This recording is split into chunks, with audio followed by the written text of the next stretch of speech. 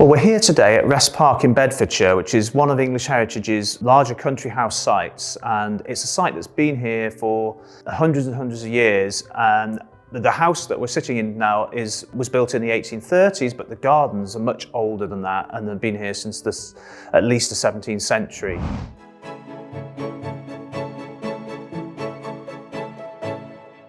So where we are at the moment today is in a suite of rooms on the first floor, which is a bedroom and dressing room, and they take pride of place here in the house looking over the fabulous gardens there, and they're decorated, as you can see, in Chinese style with some fabulous figurative wallpaper which dates from the late 18th century. And it probably once hung in the old house. I should explain that there was an old house here it's originally medieval house, which was developed over the years, and it was finally demolished in the 1830s when they built a new house here, which is the one we're in today. And what happened was we think that the wallpaper was originally commissioned for the old house by Jemima Marchioness Gray, who was the owner there in the second half of the 18th century, and she carried out major renovations following the death of her husband in 1790, and this included introducing a Chinese drawing room. And we know from one of her daughter's diary entries that they bought some Chinese wallpaper in London in 1792 to hang in this room, and that's the paper that we think is hanging here today. But when it was incorporated here by Earl de Grey, the owner in the 1830s, there wasn't quite enough paper to go round. So what he's had to do is he's had to copy some of the designs in the paper to placing some of the areas such as over the door and over the fireplace. And we can tell this because the original Chinese paper wouldn't have had any repeating patterns. It was hand painted by skilled artisans, and they would have been completely unique, all the different patterns. But there are some repeated patterns, and this is the areas where the British artists have copied sections to add over the door, for instance. As well as the Chinese wallpaper, there was also a Chinese bed and pictures on the walls. And we know this from an inventory taken in 1916 when the house was sold. And for instance, we have reference to this Chinese bed which had green watered silk and 2 silvered Chinese dragon ornaments. And there was also a 5-foot screen with Chinese diaper panels. And so you get this idea of creating a real sort of sense of China in this bedroom suite when it was originally created. Now, of course, these hand-painted Chinese wallpapers would have been really expensive when they were first produced because they were the height of fashion and luxury, and they were made specifically for the export market. You wouldn't have had them, you wouldn't have seen these sort of wallpapers if you went into a Chinese home, because the papers made for domestic consumers much plainer with simpler geometric patterns. The wallpaper, as you can see, is painted with landscapes with showing figures and birds, people at work and people at play, and they're really part of a craze for all things Oriental which occurred during the 18th century, and that we now describe this as chinoiserie. Now, chinoiserie is a European interpretation and sort of imitation of Chinese style and Chinese traditions, particularly in things like the decorative arts, but also in garden design, architecture, and also even literature and performing arts. And chinoiserie focuses on the sorts of subjects that Europeans thought were typical of Chinese culture. But the term itself doesn't actually appear until the 19th century. It reflects the fact that Europeans in the 17th and 18th century didn't really have a clear understanding of what China was. You used to get terms such as Orient, Far East and China sort of almost used interchangeably. And Chinese wallpaper like this was often called Indian paper because of its link with the East India Company. And Chinese goods really only started to appear regularly in European homes from the early 17th century, when you get British and Dutch merchants setting up East India companies to try and develop the trade. This was at a time, of course, when decorative arts were really flourishing in China, so the merchants were able to find a wide range of decorative goods that were colourful, intricate and sophisticated that they could trade with. And European consumers quickly came to value these objects for their materiality, for their sophistication and sense of exoticism, but they didn't really show much of an awareness or interest really in the sort of cultural integrity of the objects, how they were used and venerated by the Chinese, and what they symbolized to Chinese consumers. So what tended to happen was many of these objects were adapted for European consumers, or they're incorporated into European objects. For instance, you get lacquered panels from China inserted into European furniture. And companies like the British East India Company really helped to sort of develop this market for Chinese goods through very aggressive marketing campaigns. And they also commissioned goods directly from the Chinese artisans that were accorded with European uses and tastes. So they'd get things like dinner services made up which were European in form but Chinese in decoration. And of course the Chinese craftsmen soon learned to adapt their own wares specifically for these European markets too. So then what happened was that the process came full circle, and British manufacturers started producing goods in Britain that were in the style of those which had been imported from China. And so chinoiserie, in a sense, is therefore a sort of melding of Chinese and European influences, which cross-fertilise with each other. You've got goods that are created to accord with a sort of fictitious European conception of what China was like, because Europeans knew China largely from pattern books and Chinese porcelain and enamels, which they were consuming. But these were, of course, a selective representation of what China was actually like, filtered through a European lens and then adapted for European taste. So it's really a sort of mixture, a melding of Europe and China.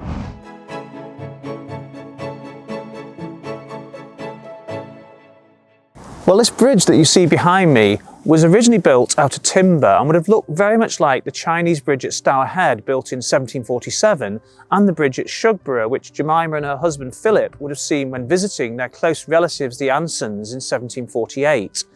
It would have resembled also the Chinese bridges often depicted on Chinese porcelain or painting that would be steeply arched with a latticework side panels. And it's this image of Chinese bridges that we have today when we think about Chinese bridges today, but it's largely based on examples from Western Europe rather than from China itself, interestingly. Now, the bridge here was built around 1760, possibly designed by the royal architect Sir William Chambers, who'd spent time in China with the Swedish East India Company in the 1740s, and had then published a book on designs of Chinese buildings in 1757. Now, the bridge forms part of what we know as the willow pattern set piece. So it's designed to resemble the willow pattern design that was put onto Staffordshire porcelain in the 18th century. And what we see here is the design included the bridge, but also a Chinese temple, which you see over there, also a willow tree and tulip tree, and a conch shell water feature, which is set into the side of the waterway. And it was on the south side of the newly deformalised canal, which had been smoothed by Capability Brown in the period 1758 to 60, so just before this was put in place. And the set piece was designed to be viewed from the north side of the waterway, from a path which crossed diagonally from the site of the old house towards the bridge. And trees, particularly willows, would have been strategically positioned to sort of partially shield the bridge and temple from view as one approached, giving an added hint of surprise. And we also know from one of Jemima's letters that she was keen that the bridge was not fully visible from the house as well, as she wanted strategically positioned vegetation to conceal it. Now, sadly, the bridge appears to have collapsed during bad weather in December of 1769, and it was rebuilt the following year by Thomas Edwards, a pupil of Chambers, who was also at this time working on the creation of the bathhouse and cascade. And he was paid £169, 17 shillings, 9 1/4 pence for the work, and most of that was paid to a carpenter called John Cook and a joiner called William Greenall. And it was this vision of the bridge, this version of the bridge, that was painted by Amabel, Jemima's daughter, in around 1772, and she would have used a clawed glass to do this. This is where you position a sort of mirror, what you look through from behind, and then you can see an image, sort of framed image of the picture that you want to paint from behind. And this painting that she made in around 1772 was later shown by Jemima to Josiah Wedgwood of pottery fame, and in 1773 they made a decision to include it on Wedgwood's green frog dinner service, which he was making for Catherine the Great of Russia, which is now kept at the Hermitage Museum in St. Petersburg. And it's only from this porcelain, from the Green Frog dinner service, that we know what the picture actually looked like, because the original painting has now been lost. And the bridge was then later painted in watercolours by Thomas, soon to be Earl de Grey, in the 1830s. So we have two images of it. And this bridge, though, too, seems to have succumbed to the elements. And the bridge that we see today behind me is actually a more robust structure made of brick and stone. And though it's really more classical in style rather than Chinese, despite still being called the Chinese Bridge. And this was put in place by Anne Florence, the Dowager Countess Cooper, in around the 1870s when she was living at Wrest.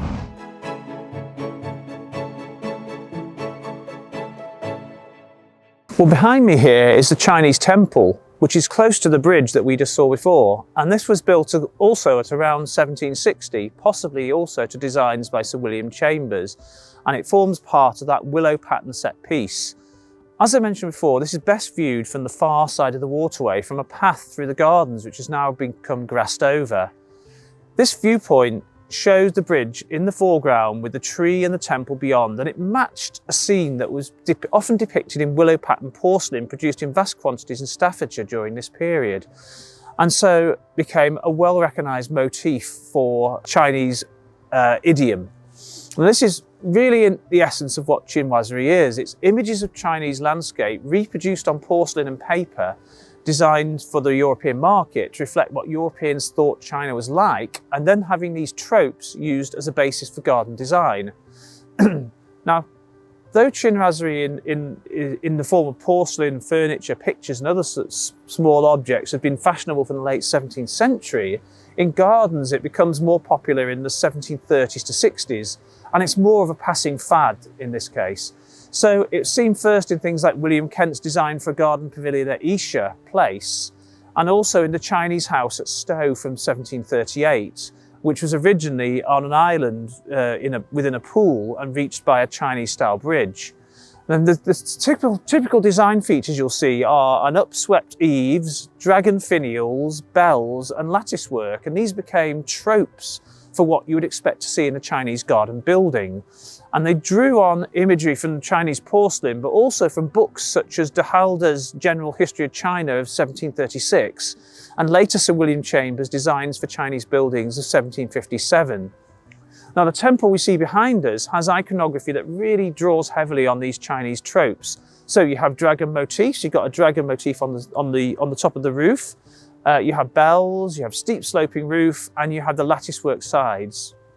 But functionally, as a garden seat, it's very much drew more on European traditions. So it's a melding of European and Chinese design. So like many wooden garden structures of the period, the Chinese temple or seat wasn't built to last. So by 1770, it was already in a dilapidated state. And we have a letter to Philip York, the owner of the estate here, from Edward Stevens, and he notes that he had arranged for the building to be repainted, but he'd also ordered a man from London who had been there and repaired every part of the covering that admitted the rain and secured it for the winter season. And when Stevens was here, he also suggested that the temple be raised onto a stone plinth, which you can see there now is still there in place, so as to stop the base from rotting, because he'd noticed that the base was starting to rot.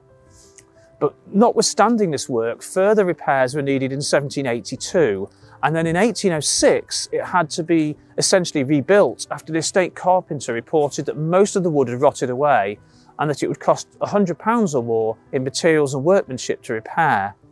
And it's then rebuilt twice more during the 19th century, and then more recently in 1951, so it's likely that very little of the original fabric now remains. But the rebuilds have generally been quite faithful to the original design, and that's evidenced by reference to watercolour sketches produced by Amabel in 1772 and then Earl de Grey in 1830, which really look similar to what we actually see today.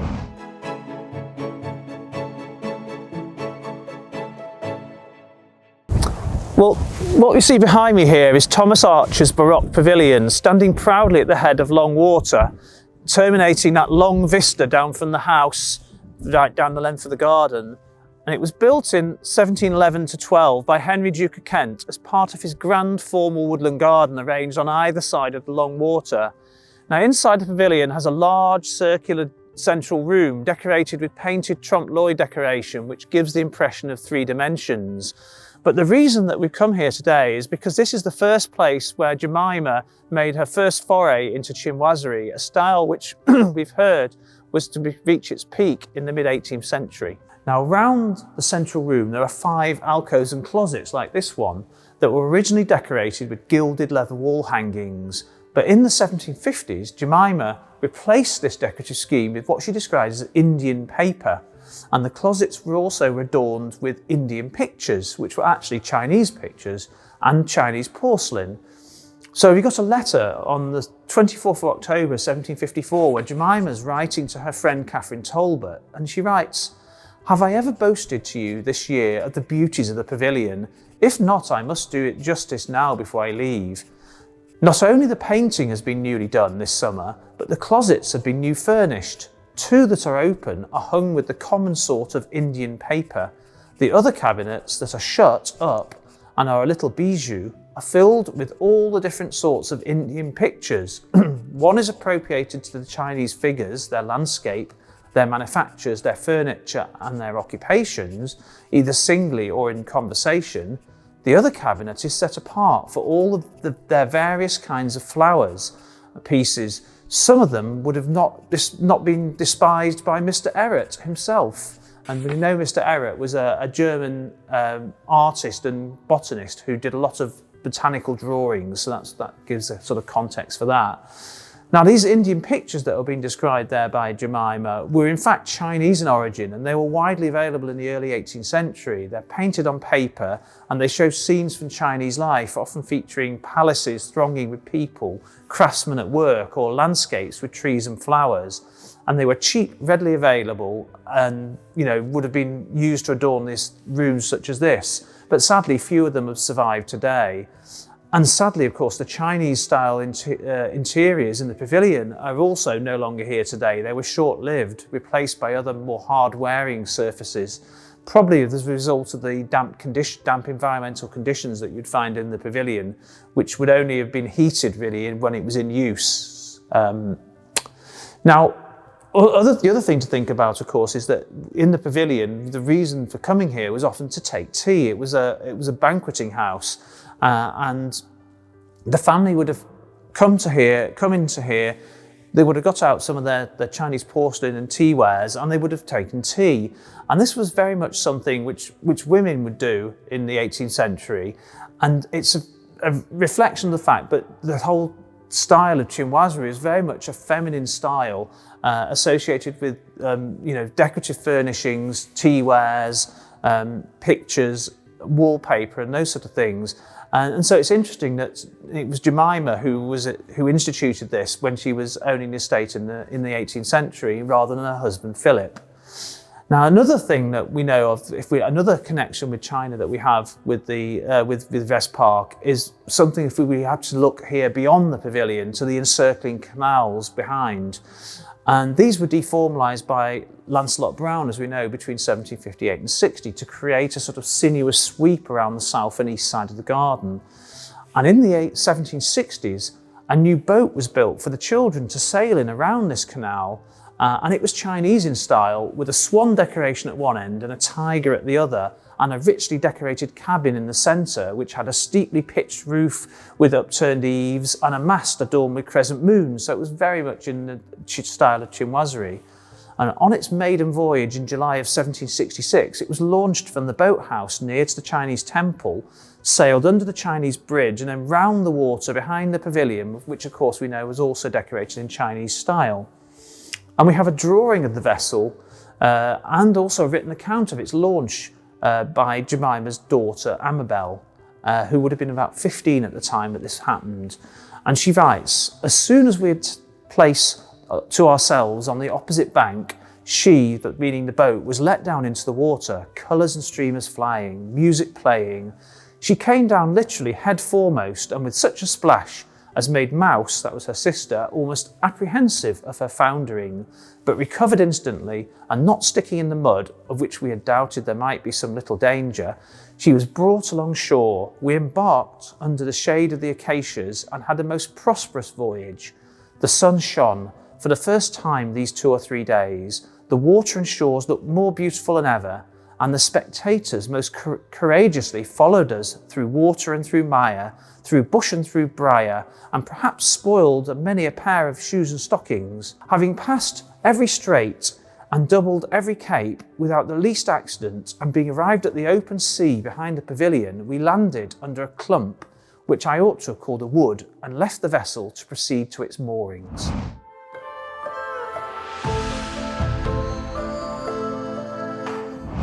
So now you've seen some excellent examples of some chinoiserie from Wrest Park. I'm delighted that we've been joined by our Global Product Director, Peter Crane, who's going to talk to us a little bit about China. So, hi Peter. Hi Glenn. Well, give us a bit of information. Why go to China with Wendy Wu Tours? So Wendy Wu Tours has been began in China actually. We started operating our tours in China, and since then have spread to other parts of Asia and throughout the world. More than 25 years ago, founded by Wendy Wu herself. We now have the widest selection of tours to China from the UK, and I think we're widely regarded as the specialist, the #1 tour operator to China. What makes our tours different is that they're fully inclusive, so we take care of everything from the flight to the visa, all of the meals throughout the whole tour from beginning to end, all of the sightseeing, all of the experiences, those little moments that we enjoy on the tour. Alongside visiting the major historic sites, we take care to see a little bit of real life in China, authentic modern China, plus of course the ultra modern technology of China that's making the headlines today. So we try and make sure you come back from China with a really comprehensive view of the whole country, its history, its people, its landscapes, and modern China as well. Thanks, that's really interesting. So one of the main questions we do get asked is, when is the best time to visit China? Well, there are two optimal times of year, the spring and the autumn. The spring season really begins in March and runs through into early June. During midsummer, it tends to be a little bit hot and humid. Lots of travellers still do travel there in later June, July and August, but you need to be ready for the heat. The other optimal time is in the autumn, from September through to November. We also, I should mention, operate tours to China at Christmas time in December. It's a really special place to be at Christmas time, especially up in northern China, up in Beijing and the Great Wall. We've got a tour that goes there, for example, that takes in not just the sights of Beijing and Xi'an, but goes up to Harbin, the ice festival in Harbin, up in northern China, where the whole landscape is transformed into a sculpture park, an architectural wonderland of ice buildings and snow buildings. Excellent. So hence why Wendy Wu Tours is the #1 to China. Correct.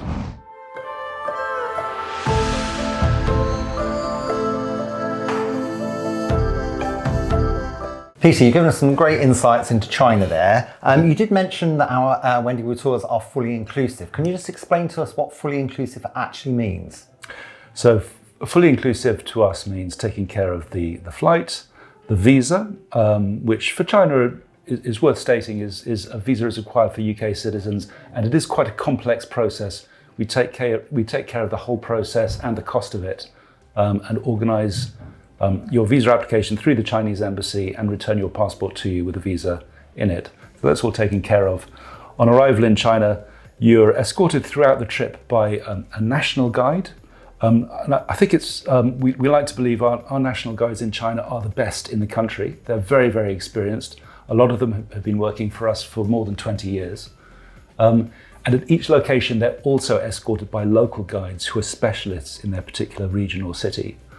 The group sizes are up to a maximum of 28 people. The average group size is around 20. So it's a comfortable and easy traveling group size. The emphasis is visiting all the cultural sites of China, as you'd imagine. And I don't think there's a country in the world that has a higher density of cultural sites, many of them UNESCO listed and many others too. But alongside the cultural sightseeing, we take care that we weave in some authentic local experiences. So these are opportunities to get off the beaten track and meet the local people and learn, for example, how to do calligraphy or the art of Tai Chi, the early morning exercise enjoyed by most Chinese people today. Or to go up into the hills and do tea picking, or sampling rice wine, for example. Lots of opportunities to go and enjoy the local experiences, meet the local people, and come back from China with not just an understanding of the culture and the history, but also what modern day China is all about. Okay. Now we know China is a huge country. If I was a first time visitor to China, which would be the tour that you would recommend? So if you have 2 weeks available and want to see the very best of China in one package, our most popular tour, which is the one I'd recommend, is Wonders of China. So Wonders of China is a 16-day tour from London, from the UK, and it encompasses what I regard as the 6 essentials. So those would be Beijing, to include the Great Wall of China and the Forbidden City, both of which are just beyond words, literally jaw-dropping experiences to go and visit. From there, we take the bullet train down to Xi'an and see the terracotta warriors, as you'll know, recently unearthed as recently as the 1970s. They are a spectacular display there. In Xi'an also, we walk the city walls, which are extraordinary. People don't realise just quite how huge and how dramatic they are, and have a chance to wander the Muslim quarter in Xi'an as well. The third of the highlights is and this comes at the perfect moment in the trip when you've been quite busy with the sightseeing. You then step on board your cruise ship on the Yangtze River and spend 4 nights cruising upriver to Chongqing. On arrival in Chongqing, you have an opportunity to go and see China's most iconic animal, the panda. And having seen the pandas, we then travel down for a change of gear, really, down to a region called Guilin, a town called Guilin, which is on the Li River. And in Guilin, you recognize the landscapes there. It's the karst limestone landscapes celebrated throughout Chinese history in its art, its literature, and its poetry. The landscapes there are something to behold. So we do a river trip down the Li River from Guilin to a little town called Yangzhou, and stop there overnight and finish up the tour for a complete contrast in the city of Shanghai. Probably one of the most cosmopolitan, most vibrant cities, not just in China, but in the whole world. Famed for its really dramatic skyline. But what makes it interesting for me is the way that ultra modernity of Shanghai is laced in with ancient China and the Art Deco architecture of the 1920s. Wow, so Wendy Wu Tours certainly packs in all the experiences. On that trip, yes, in 60 days, you can do all of that and lots else besides. Okay, I think we've got a short clip of the tour for you now.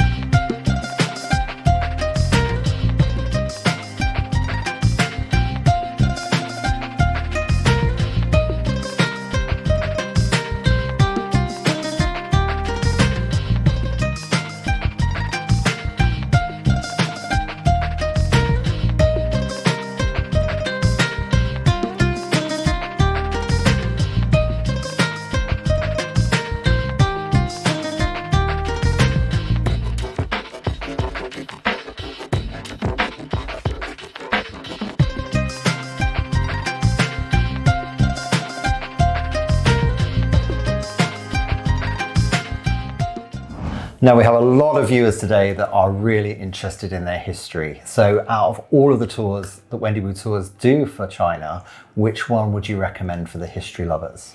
I also love my history, and the history of China is second to none. It's an extraordinary country, and the history goes back millennia.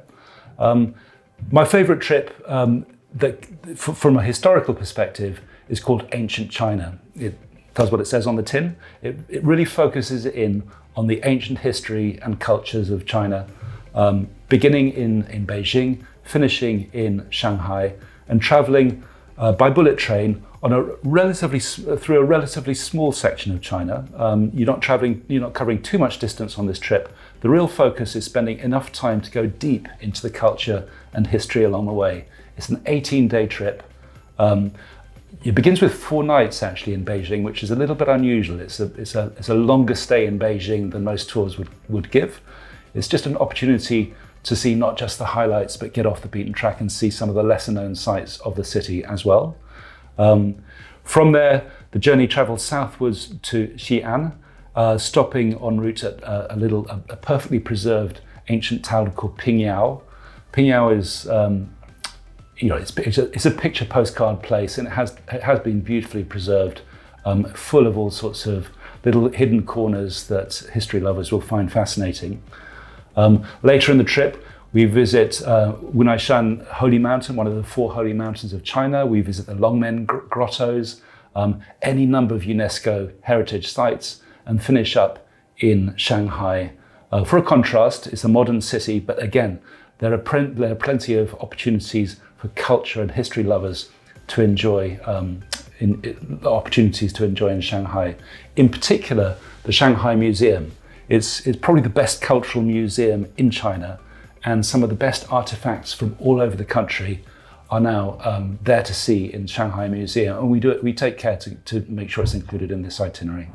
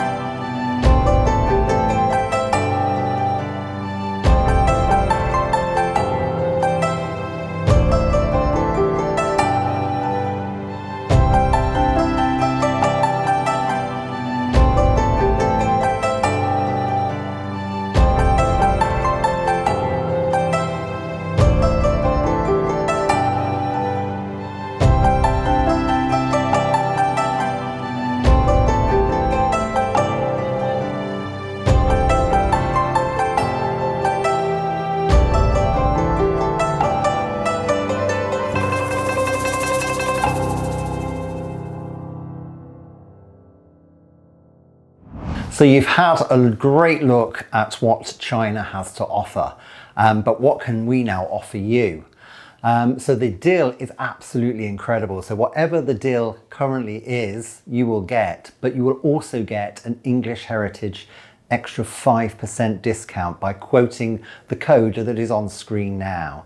So that gives you the full Wendy Wu Tours discount plus an extra 5% off your total holiday cost.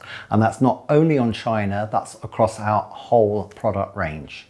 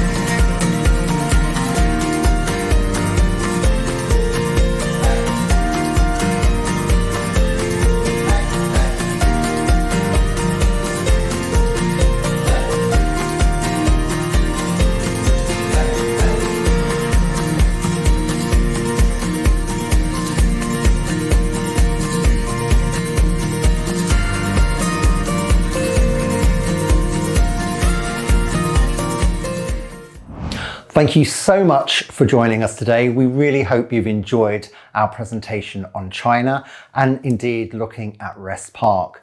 But it doesn't finish quite yet, because we've actually got a live session now. So if you've got any burning questions that you'd like to ask our Chinese expert, and also Dr. Andrew Han will also be here. If you just scroll down to the bottom of the page and click on the red button, you can join us for a live Zoom call.